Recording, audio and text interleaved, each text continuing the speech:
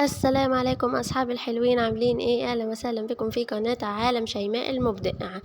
النهاردة جاية لكم بفكرة فيديو جميلة جدا جدا جدا يا بنات. في البداية ما تنسوش تصلوا على سيدنا محمد، اللهم صل وسلم وزد وبارك على سيدنا محمد صلى الله عليه وسلم. النهاردة فيديو النهاردة أو فكرة النهاردة أو اختراع النهاردة هو فيديو اختراع توفير وتدبير وحاجة عظمة بجد بصراحة، يعني حاجة عظمة.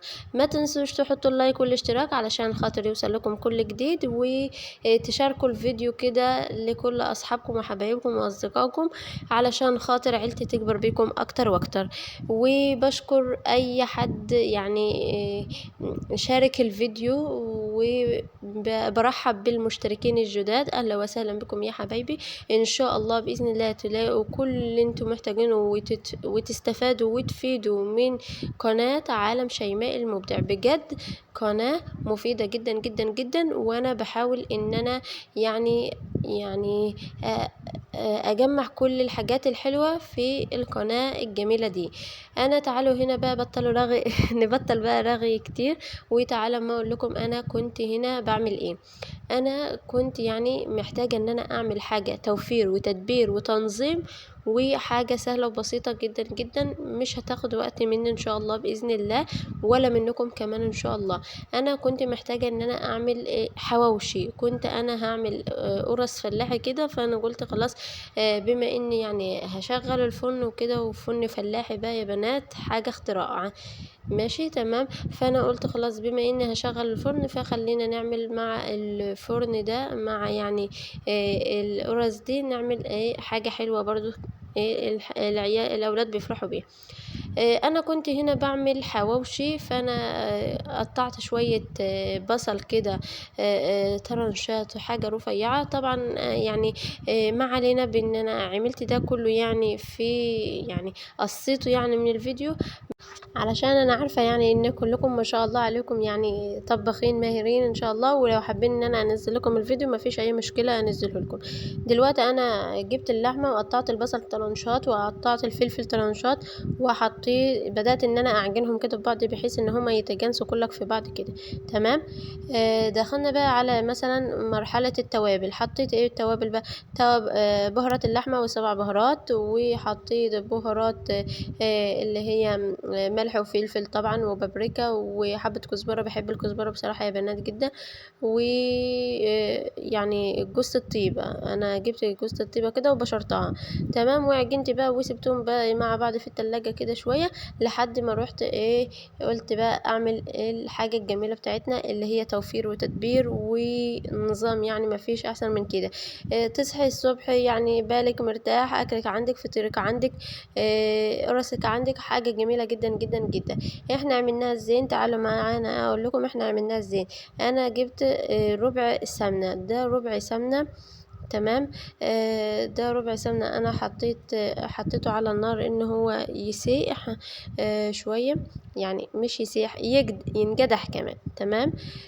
المهم ربع سمنة على 4 كيلو دقيق. انا بحط ربع سمنة على 4 كيلو دقيق، بيبقوا مظبوطين جدا جدا جدا. وانا بعمل كمية لانها هي ما شاء الله بشيلها في الفريزر عندي، بتبقى حاجة جميلة جدا جدا ما شاء الله يعني عليه.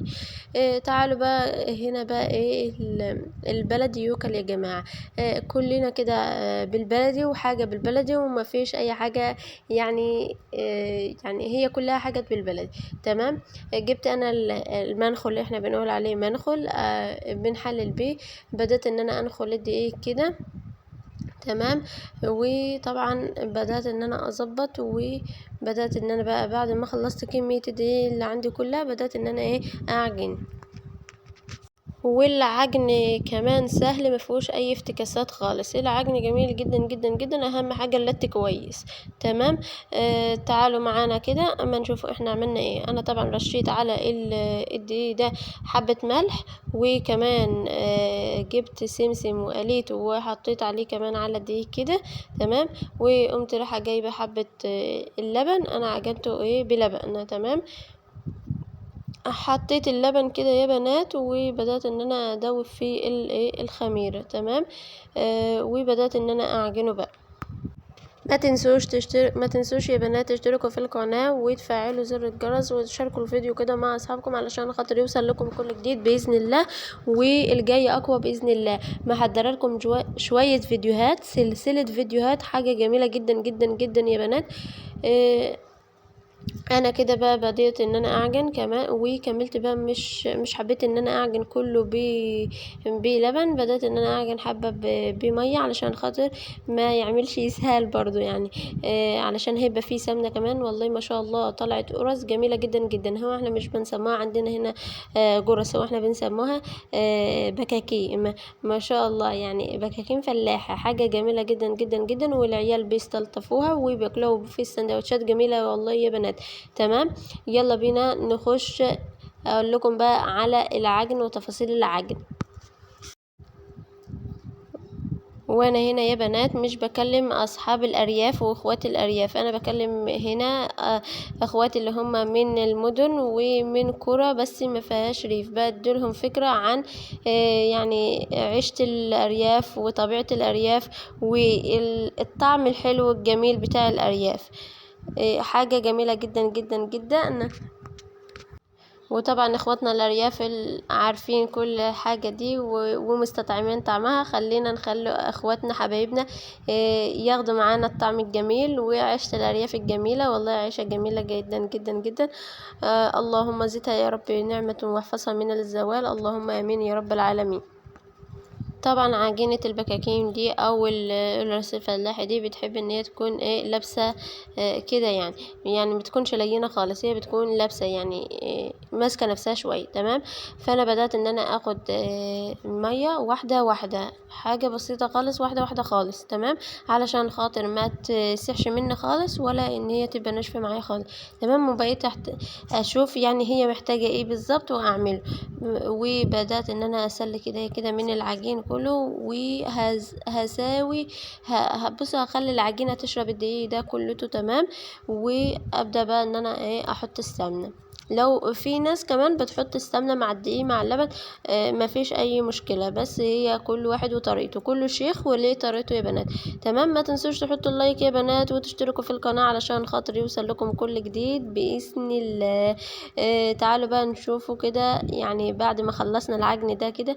انا طبعا وانا كنت بعجن يعني كانت جامدة شوية، فانا كنت بريحها شوية وارجع الاتفاه تاني، اريحها شوية وارجع الاتفاه تاني لحد ما مسكت نفسها خالص كده والعجينه شربت كل الدقيق. وقمت رايحه بقى جايبه السمنه واحده واحده ورشيت عليها.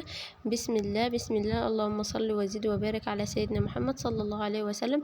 وبدات ان انا اعجن. طبعا انا كنت بعجن واختي طبعا بتساعدني في العجين، ويعني طبعا عيشه فلاحين وكده يا بنات. ما احلاها عيشه الفلاح، ما احلاها عيشه الفلاح والله بجد. انا طبعا اختي كانت قاعده بتساعدني، واللي هي مثلا ولا مثلا هاتي لي ميه، هاتي لي حاجه محتاجاها كده. طبعا زي ما قلت لكم ان العجينه كل ما ترتاح مثلا شويه وترجع تلت فيها تاني كل ما بتعمل عرج، وعرج بيبقى جميل جدا جدا جدا. وانا كمان لقيتها محتاجه حبه سمنه كمان، فقمت حاطه لها الحبه الفاضلين دول ولتتها جامد جدا لحد بصي شبعتها لت. يعني بصراحه انا شبعت العجينه لت خليتها تقول الحقوني غتوني من تحت ايد شيماء. بس هي اهم حاجه اللت يا بنات في العجينه دي بالذات، واحلى حاجه ان هي تكون لابسه كده نفسها علشان خاطر تطلع معانا بالشكل الجميل اللي هتشوفوه معانا دلوقتي. شوفوا بقى يا بنات الحلاوة والجمال. انا كده لميتها والله ما شاء الله كده، وبدأت ان انا اقطع فيها قطع صغيرة كده، حاجة جميلة جدا صغيرة خالص كده. واسيبها احطها يعني اقطع واحطها في قلب الكيس علشان خاطر ترتفع. فضلت اكورها كور صغيرة كده كلها بحيث ان انا اخليها كلها زي بعض.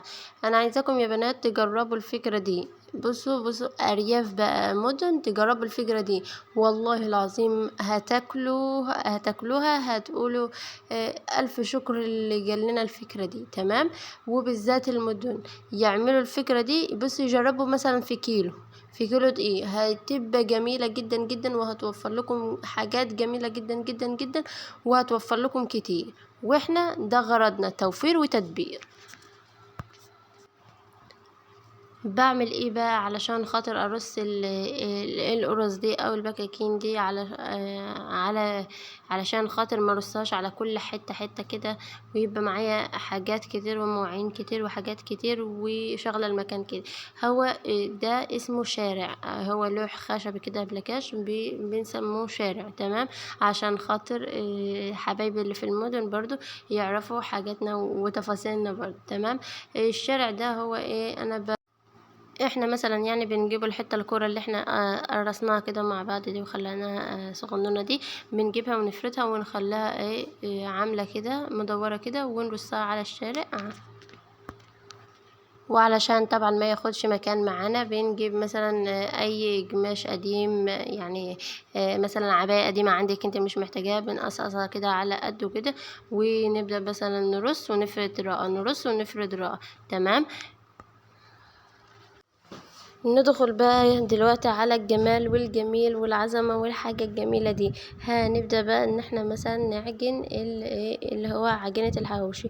حطيت طبعا انا حبة ملح وحبة سكر، وجبت حطيت برضو سمسم، ما شاء الله جميل جدا برضو حلو. وحطيت كمان ايه كمان الخميرة الفورية يا بنات، تمام. وعجنته بصوا والله يعني معلقتين حبة لبن بساطة، انا ما كنتش عايزة احط اللبن اصلا، بس انا قلت ايه اهو يديله قيمة ويكون ذو قيمة غذائية عالية للاولاد. وكملت العجين بمية، ولميت العجينة كده وسبتها تخمر خالص لحد ما ارتفعت. وتعالى نشوف بعد ما ترتفع هنعمل ايه تاني. ولما لميتها كمان يا بنات حطيت فيها حبة زيت، عليها حبة زيت كده، وبدأت ان انا اعجنها تاني. ولميتها ودهنت وشها حبة زيت، ودهنت يعني الكروانة حبة زيت، وسبتها بقى ترتفع. وكده يا بنات لما ارتفعت شوف عطيناها البوكس التمام. هنبدأ بقى ان احنا نقطعها حتت كده مظبوطة ونقرصها، وبعد كده هرجع لكم. احنا التقريصة كانت زي دي، التقطيعة كانت كلها زي بعضها. كنت مثلا بكبر مثلا حتة لو عايزة اعمل لها اتناها على بعضها، واصغر واحدة مثلا لو هعمل رغيفين على بعض، علشان العيش ما يبقاش كله عجين كده، ويبقى طعم كله عجين، تمام.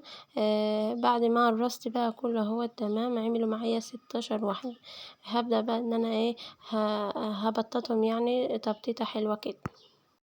بس تعالوا معايا كده شوفوا البكاكين بتاعتنا والقرص بتاعتنا. شوفوا الجمال والحلاوة دي. وده الفرن الفلاح يا بنات، شوفوا مامتي بتحدف القش كده وبيولع من جوه، ويعني بتطلع القرص.